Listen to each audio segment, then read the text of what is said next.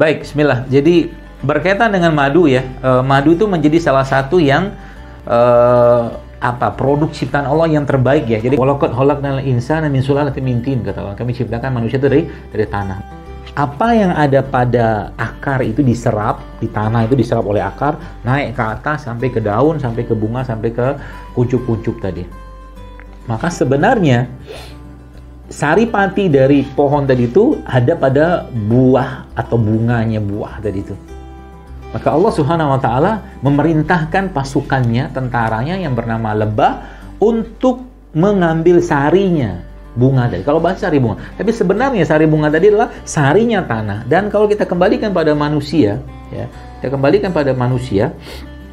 ya manusia kan diciptakan Allah dari tanah.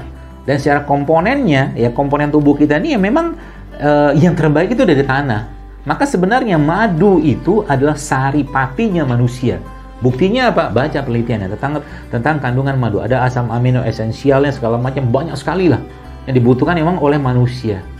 Assalamualaikum warahmatullahi wabarakatuh. Sahabat semua, berjumpa kembali dengan saya. Perkenalkan, nama saya Ma'ruf. Terima kasih banyak sudah klik video ini. Buat teman-teman yang bukan orang yang terkena asam lambung, GERD, anxiety psikosomatis, alangkah baiknya tinggalkan video ini ya.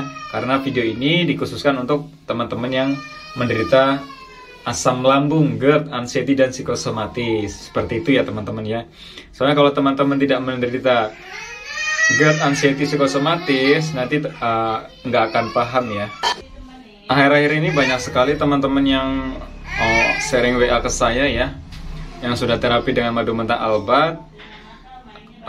Dia udah enakan, alhasil makannya sembarangan dan balik lagi kumat. Seperti itu ya teman-teman. Apakah itu kumat asam lambung yang dulu atau tidak? Ya, silakan teman-teman simak dan videonya jangan di skip ya. Semoga ini video yang ingin saya sharing ke teman-teman bisa membantu teman-teman ya, agar teman-teman tuh paham ya bagaimana sih sebenarnya cara menyembuhkan asam lambung itu bagaimana. Itu ya teman-teman ya.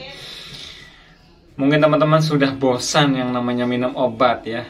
Bahkan istilahnya sampai ada yang nggak mau lagi minum obat dari dokter ya.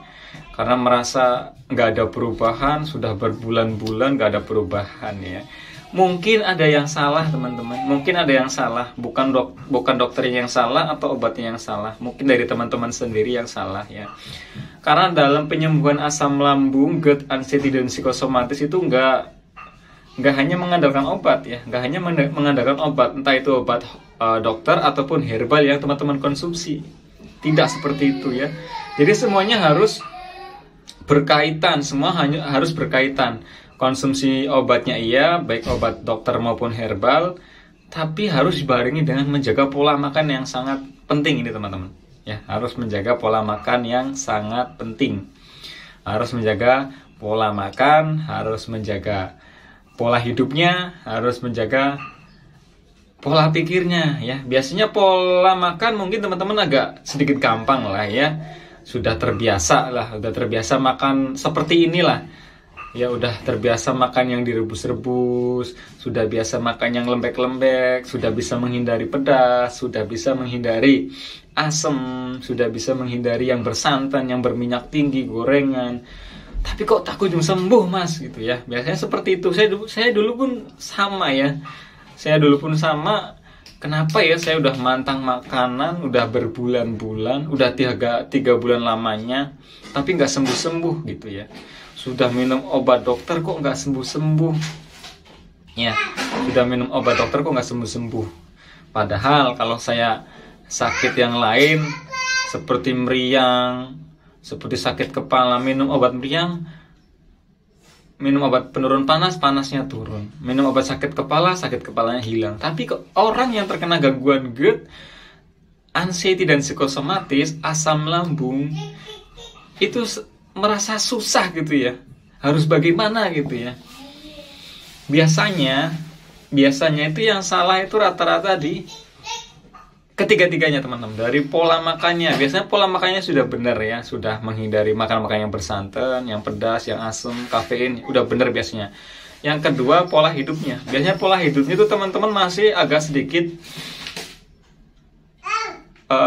sulit untuk dirubah ya. Ya saya tahu rata-rata orang yang punya gangguan asam lambung, GERD, anxiety, dan psikosomatis itu menjadi kaum rebahan, teman-teman. Kaum rebahan.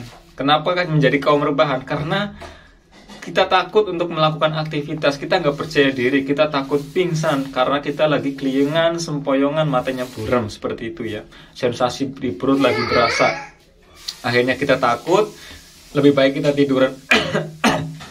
Akhirnya kita takut, lebih baik kita tiduran, banyakin rebahan, teman-teman. Nah, pola hidup yang seperti itu harus dirubah, teman-teman. Jadi pola makannya kalau udah bener, obat dokternya udah dikonsumsi dengan baik, dengan rutin, ya, dengan rutin. Herbalnya udah dikonsumsi dengan rutin, pola makannya udah bener, tapi di pola hidupnya ini juga masih salah, itu juga nggak akan sulit ya, teman-teman ya. Mungkin proses penyembuhannya akan menjadi lebih lama ya.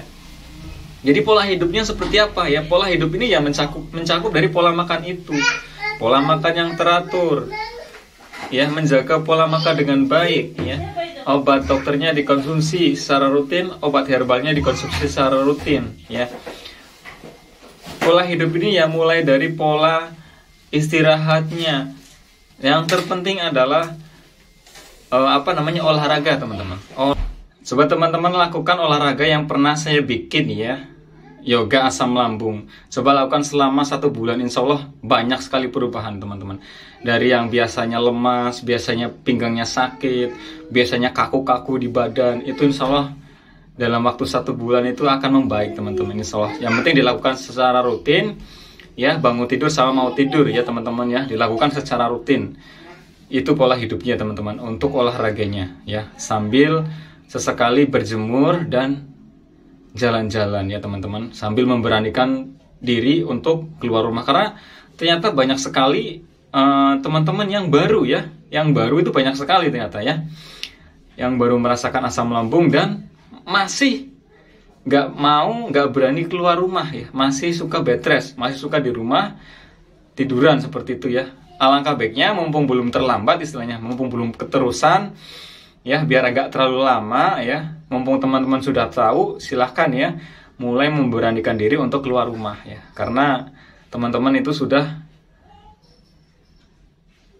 bukan hanya asam lambung ya, bukan hanya GERD, tapi sudah ke anxiety dan psikosomatis ya.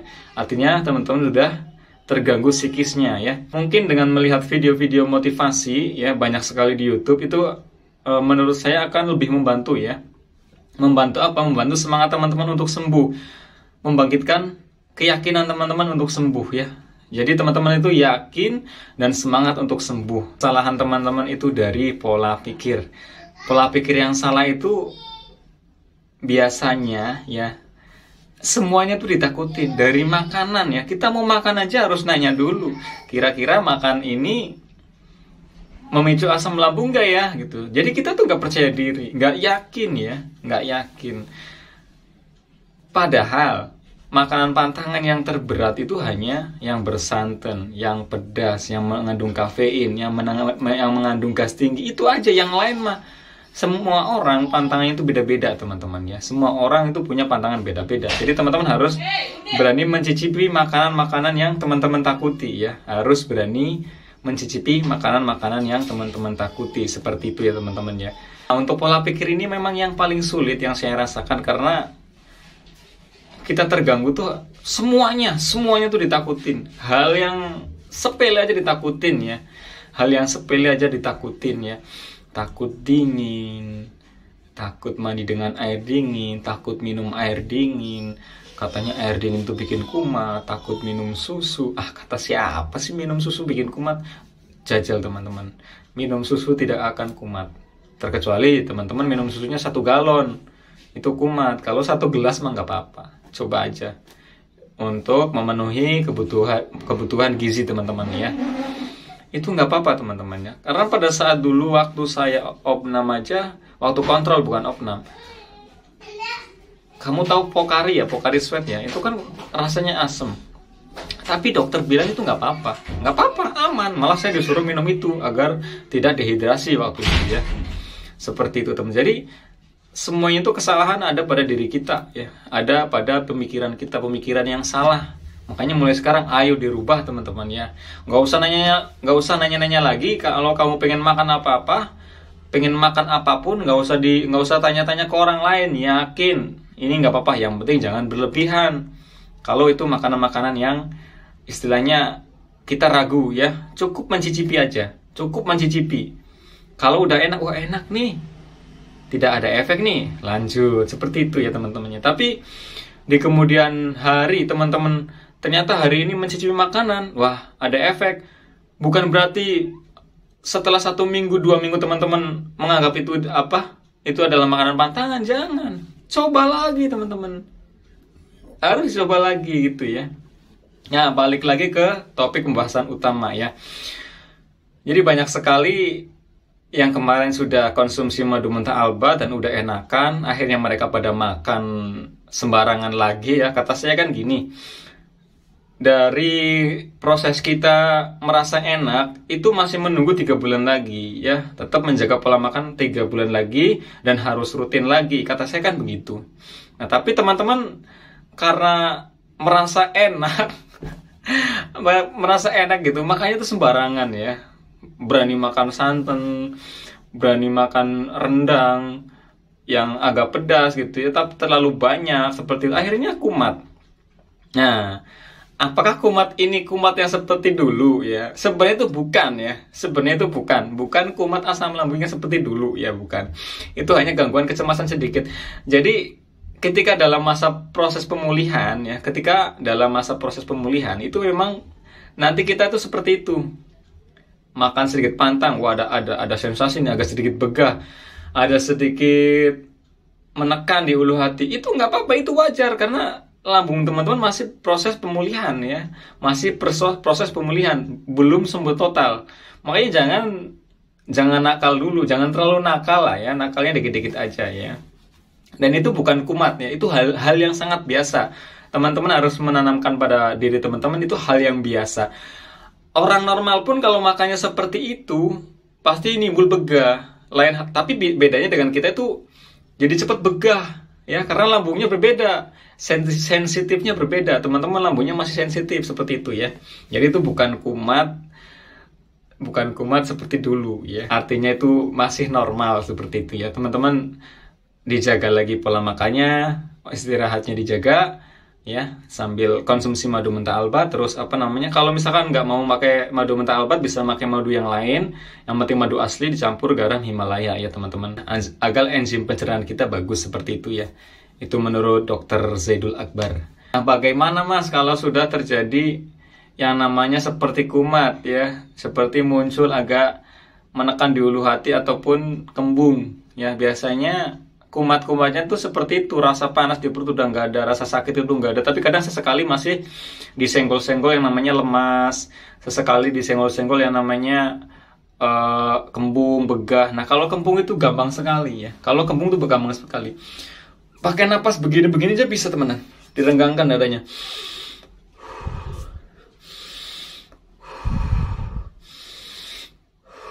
Itu bisa ya. Yang kedua diurut-urut dari atas ke bawah gini. Karena lambung kita kan pergerakannya peristatik kan dari atas ke bawah, mendorong makanan dari atas ke bawah, meremuk makanan begini ke bawah. Bantu lambung kita dengan diurut-urut ke bawah agar dia kembungnya pecah, agar tidak menegang, ototnya agar tidak menegang ya. Diurut-urut aja gini, dilus-lus. Bisa dibantu dengan menggunakan minyak kayu putih atau fresh care ya. Gini, insya Allah sebentar juga hilang, sambil minum air hangat dikit-dikit. Jadi kalau kita sudah terbiasa dengan sensasi itu muncul dan menganggap itu normal, kita bisa mengatasinya dengan cepat. Insya Allah teman-teman terbiasa, lama-lama terbiasa dengan sensasi itu. Setelah terbiasa nanti lupa. Ketika itu muncul hal yang biasa, lama-lama ternyata nggak muncul.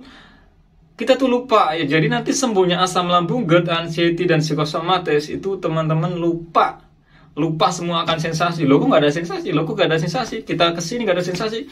Kita begadang di luar nggak pernah kembung. Kita begadang di luar nggak pernah masuk angin. Kita telat makan sedikit nggak apa-apa, wajar gitu kan. Menganggap wajar, telat sedikit misalkan agak sedikit perih, wajar gitu karena saya belum makan. Seperti itu. Lain halnya dengan dulu waktu kita masih terkena gangguan kecemasan. Telat sedikit, waduh gimana nih telatnya, aduh perut saya, aduh gimana nih, rasanya harus buru-buru nyari nasi ya. Tapi nanti ketika teman-teman sudah terbiasa, itu hal yang wajar. Telat sedikit lah, telat itu biasa. Terus ya kita biasa gitu ya, biasa makan, akhirnya nyari makan biasa seperti itu. Nanti halnya semuanya akan menjadi biasa lagi teman-teman. Teman-teman akan seperti menjalani kehidupan yang baru lagi. Insya Allah teman-teman sembuh. Yakin, saya yakin sih, yakin-yakinnya teman-teman akan sembuh. Yang penting komitmen, yang penting yakin, yang penting harus percaya diri bahwa teman-teman bisa sembuh, yang lain juga bisa sembuh, Mas Ma'ruf juga sembuh, saya juga bisa sembuh.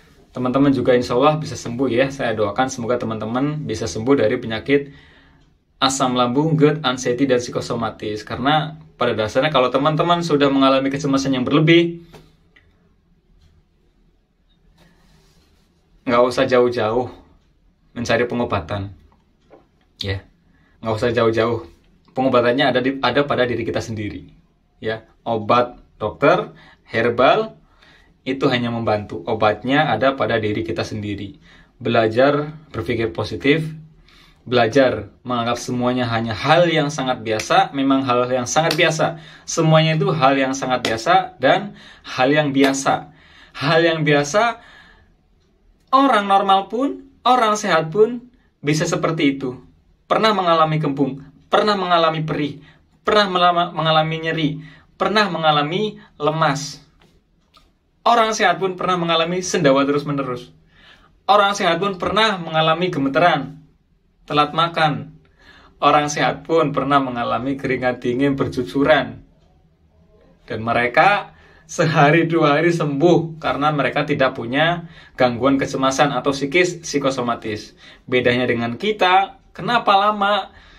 Karena psikis kita terganggu, otak kita nggak beneri otaknya, sambil menjaga pola makannya, sambil menjaga pola hidupnya, sambil diminum obatnya atau herbalnya, insya Allah teman-teman akan sembuh. Saya yakin, saya doakan teman-teman akan sembuh total. Ya, amin amin ya rabbal alamin.